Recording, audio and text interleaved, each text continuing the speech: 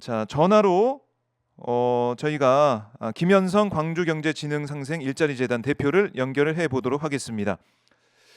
대표님 안녕하십니까? 네, 여보세요? 네, 박정호입니다. 아, 네, 예. 지금 저희가 이제 아침에 네네. 이 상황이 숨가쁘게 돌아가고 있어서 조금 네. 늦게 연결을 했습니다. 혹시 대표님 네네. 윤석열 담화 혹시 보셨는지 아니면 뉴스로 접하셨는지 궁금하고요. 좀 네. 어떤 생각을 하셨는지부터 짧게 듣고 들어가겠습니다.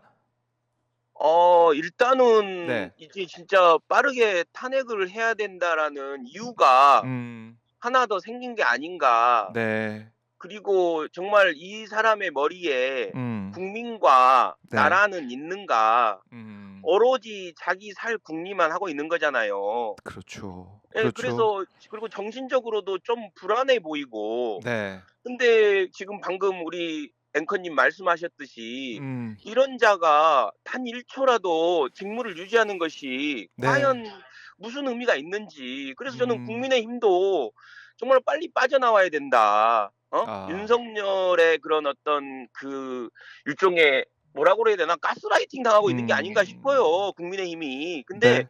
이 담화로 인해서 정말 제정신 있는 사람들은 빨리 선언을 했어 탄핵에 찬성하는 선언을 했으면 좋겠다. 음. 그리고 헌재도 정말 이런 사람이 네.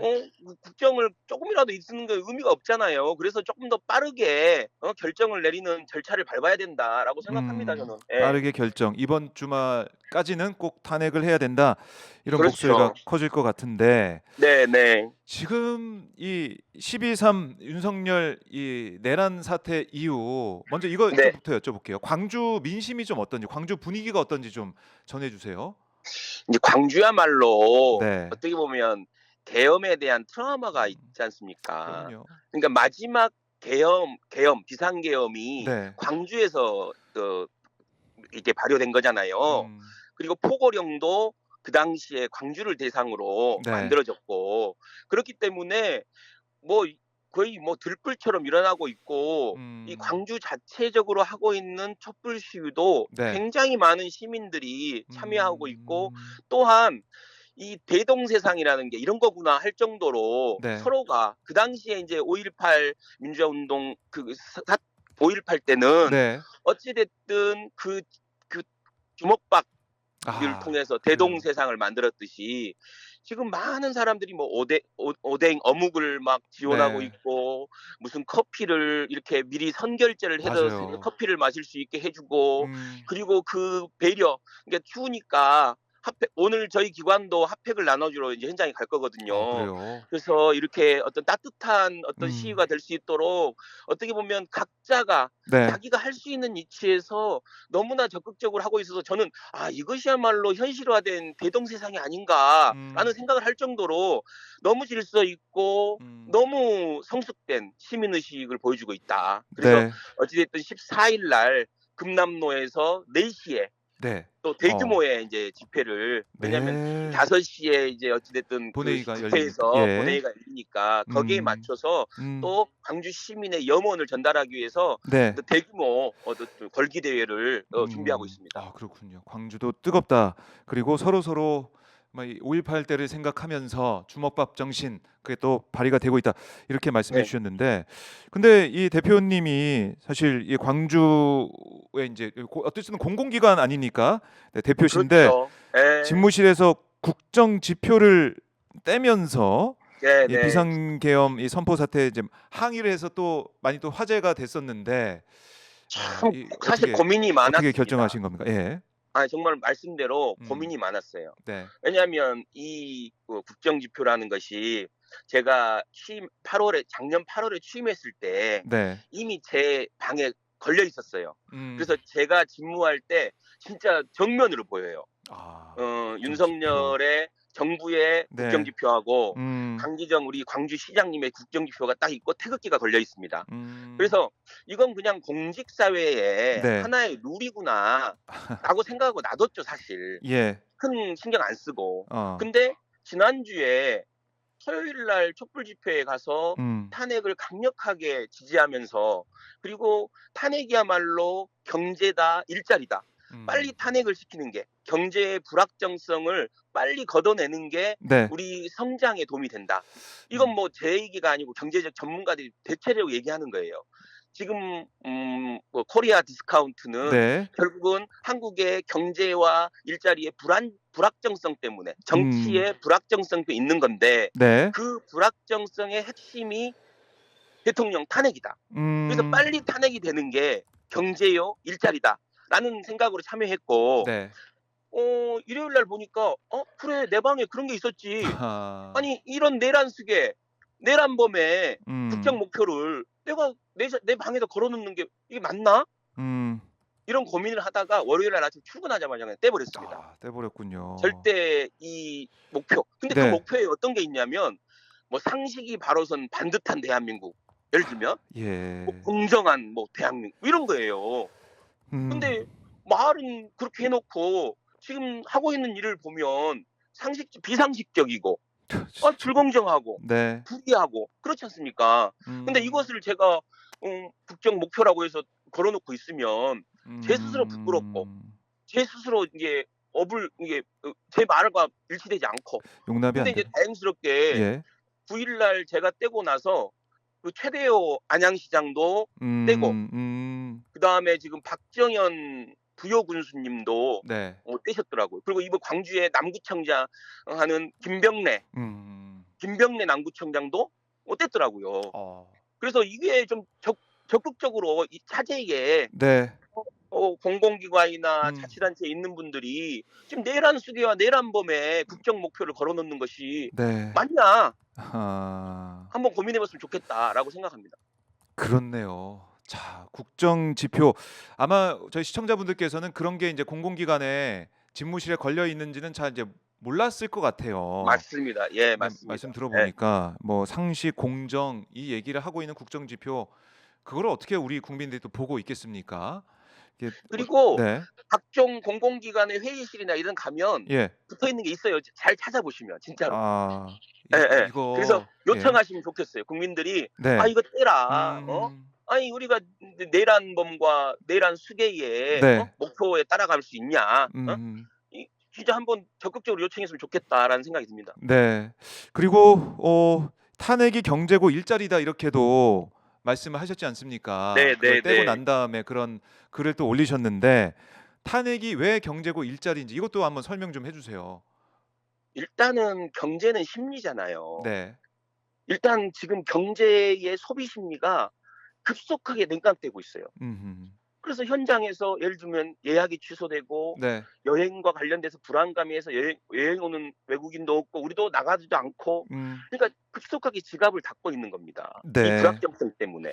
음음. 그리고 또한 어떤 그 주가니 환율이니 그렇죠. 이런 것들이 예. 급속하게 이런 어떤 불확정성 때문에 음. 불리한 우리 대한민국 경제에 불리하게 작용하는 것이 지금 현실인데 아니 이런 현실을 그대로 두고 가면 더 하강할 수밖에 음. 없어요.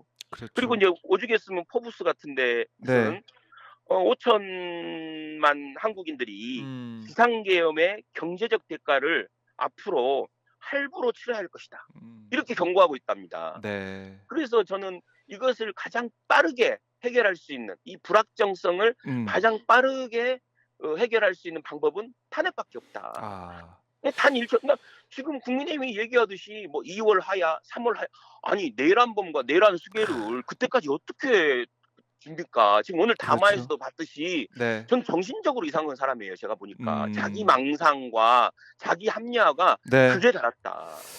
그래서 음. 국민의힘도 음. 빨리 탄핵에 뭐 자유롭게 투표하게 하든 네. 아니면 그냥 당론으로 탄핵을 음. 찬성하든 그래서 한동훈 대표도 지금 뭐 어찌 됐든 정신 차리고 네.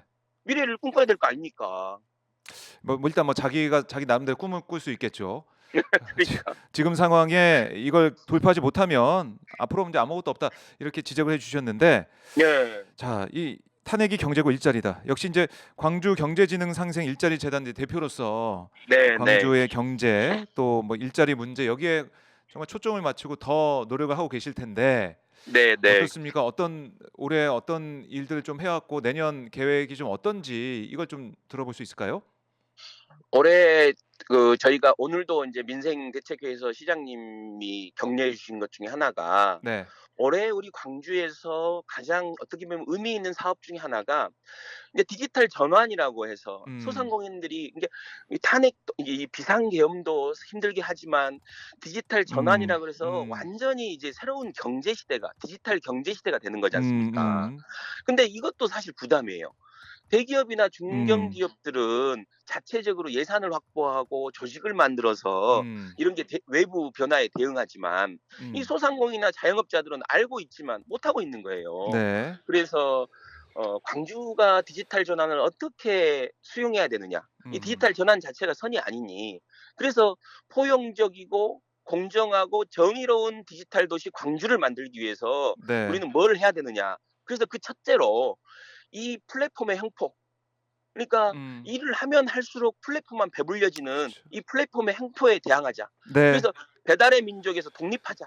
그래서 저희가 7월 19일 날 배달의 민족 독립선언을 했습니다. 대한민국 최초로. 독립선. 네.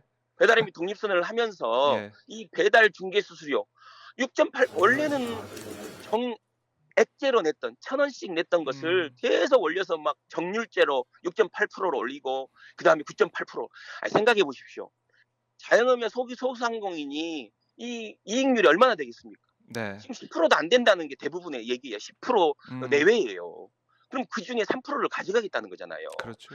이런 도둑 심보가 어디 있습니까? 아무것도 안 하고. 예. 그래서 광주가 공공 배달앱, 배달 중개 수수료를 2% 아니 2% 이상 받지 음. 않는 음음. 민간 앱을 공공 배달 앱으로 선정하고 네. 적극적으로 지원을 하고 있어요. 그래서 저희 음. 광주가 다른 타시도에 비해서 이런 민간 앱에 그러니까 공공 배달 앱의 이 점유율이 한 10% 이상 높습니다, 지금. 음. 그래서 '아 해 볼 만하다.' 해볼 그래서 만하다. 정부의 정책도 네.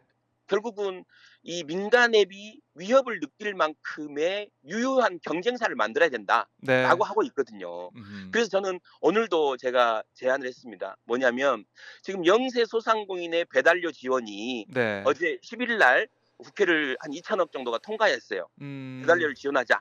근데 이 배달료 지원이라는 것이 그냥 주면 안 되고 저는 민간 앱을 제외한 공공 배달 앱에서만 쓸 수 있게 하자. 음. 그래야 공공 배달 앱의 경쟁력을 높일 그렇죠. 수 있는 거 아니냐. 네 네. 정부 그렇게. 정책의 방향이 네. 정부 정책의 방향과 맞게 해야지 만약에 민간 앱도 똑같이 쓰게 한다라고 음. 하면 이 벌을 받아야 될 민간 앱에 네. 상을 주는 거예요. 왜냐하면 음. 마켓시어로 나눠 가질 수밖에 없으니까. 네. 그래서 저는 이것을 공공 배달 앱에 우선 배정하자라는 얘기를 했고 음. 또한 지금 윤석열 들어와서 소상공인 디지털 전환 사업이나 모든 정부의 지원 사업이 자부담, 당사자의 자부담이 들어가 있어요. 뭐 10%에서 30%까지. 그래서 네. 저는 아니 이렇게 어려울 때 아니 몇만 원이 몇십만 원이 얼마나 귀합니까? 근데 그럼요. 이것을 좀 자부담을 없애주라. 네. 2025년 사업만이라도 자부담 없이 하자. 왜 음. 자부담을 줘서 더 힘들게 하느냐. 어차피 소상공인이 빠르게 디지털 전환해야 되는 것이 지금 정부의 목적이라 한다라면 네. 그것의 목적 달성을 위해서 이 차제에 이 자부담 제도를 음. 없애라라는 음. 거고 하나는 QR 코드 주문입니다. 네. 지금 정부가 정말로 무도하게 하는 것 중에 하나가 디지털 오더, 스마트 오더란 이름으로 태블릿과 키오스크를 강제하고 있어요. 거의 표준이라 아 생각하고. 그래도 비용이 근데 드는데. 예. 생각해 보십시오. 음. 비용도 들고 구독료를 받고 있어요. 테이블당. 아. 그런데 저희가 중국만 가도 예. 2015 년부터 QR 코드로 주문하고 QR 코드로 결제했지 않습니까? 네. 근데 왜 정부가 이 스마트 오더를 표준을 키오스크와 태블릿으로 생각하고 음. 부담가 70% 이렇게 지원해 줘요, 설치비를. 수수료 나가잖아요 근데 그거 수수료 설치하면. 나가고요, 나중에 설치해 놓으면. 그러니깐요. 근데 이 QR이라는 근데 저는 그런 거예요. 그러니까 좋습니다. 태블릿, 키오스크, QR을 음. 동일하게 스마트 오더는 이런 방식이 있어. 이건 돈이 들어가고 구독료가 들어가는데 네. QR은 이렇게 장단점을 소개해 주면 되잖아요. 음. 왜 정부가 나서서 정말로 저는 분명히 2025 년에 태블릿이나 키오스크를 설치한 소상공인들한테는 엄청난 외로가 생길 거예요. 음. 이 장치를 설치한다는 것이 얼마나 네. 부담입니까? 그렇죠. 핸드폰도 매년 바뀌는데 태블릿이나 키오스크는 업그레이드 안 되겠습니까? 음. 그리고 그 기계에 대한 소상공인의 관리 감독이 얼마나 힘듭니까? 그 충전하고 아이고 저는 네. 진짜 왜 이런 디지털 강국이라는 이 문명 대한민국에서 이런 걸 강요하는지 모르겠어요. 그래서 네. QR 주문을 저는 표준 주문으로 해라 정부가. 음. 그래서 부담 없게 스마트 오더가 갖고 있는 장점은 살리되 네. 소상공인의 부담은 줄이자. 음. 이게 제가 주장한 일입니다. 그리고 내년에도 하고 싶고 네. 올해도 그런 걸 적극적으로 했었습니다. 그러니까요. 네. 그걸 그 인제 사업을 계속 이어가면서 우리 소상공인들의 부담을 덜어 주고 우리 경제가 더 활성화될 수 있는 방향으로 갔으면 좋겠다. 이런 생각이 맞습니다. 들고요. 네네. 자, 저희가 뭐 또 길게 좀 말씀을 나누고 싶지만은 또 오늘이 네네. 상황이 상황인지라 그러니까요. 저희가 현안 어 상황을 좀 전해 드리면서 방송을 네네네. 진행하도록 하겠습니다. 오늘 말씀 잘 들었고요, 대표님. 다음에 또 저희가 또 네네네. 정식으로 모셔서 경제 문제, 일자리 문제 다시 한번 더 들어보도록 하겠습니다. 예 알겠습니다. 고맙습니다. 고맙습니다. 네. 네. 자, 지금까지 김현성 광주경제진흥상행성 일자리 재단 대표 말씀을 들어봤습니다. 자, 광주의 민심이 어떤지 또 광주의 상황, 지금 내란 사태에 대해서 어떤 얘기를 하고 있는지 잠깐 들어봤고 또 이 김현성 대표가 정말 이 윤석열 국정지표라는 거 저도 이제 집무실에 그런 게 다 붙어 있는지 몰랐는데 그거를 떼고 처음 이렇게 떼다 보니까 이게 또 다른 지역에서도 떼면서 어떻게 보면은 하나의 뭐 캠페인처럼 되는 이런 모습도 있었고요. 이게 눈길을 끄는 부분들이 있었습니다. 자, 김현성 대표 말씀 잘 들었습니다.